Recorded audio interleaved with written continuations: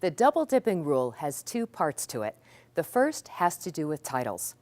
The rule is you cannot enter the same video in two separate categories unless you contributed twice to the creation of that video. That is to say, your title is materially different in both of the entries. Here's an example.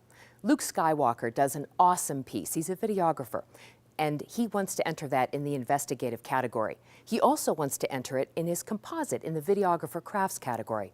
He can do that only if he contributed in two different ways to the creation of that video. For instance, he would enter in the videographer crafts category using his title as videographer.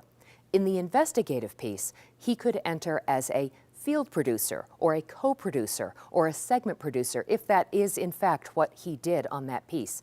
But you cannot enter as videographer for the same video in two different categories. The second section of the double dipping rule has to do with episodic programs. Let's say you produce a show and it airs regularly, weekly, and you deal with issues every week that may be different from one another, but they all kind of have the same theme. The rule is choose one category for that show. Maybe it's magazine, maybe it's informational, instructional, or arts and entertainment. Let me give you an example. Oprah does a great magazine show. It's chatty and wonderful, and she wants to enter it in magazine show.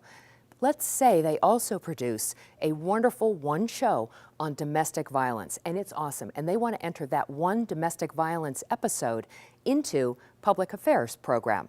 Can't do that. Not if you're already entering something in magazine. You have to choose one category for your episode.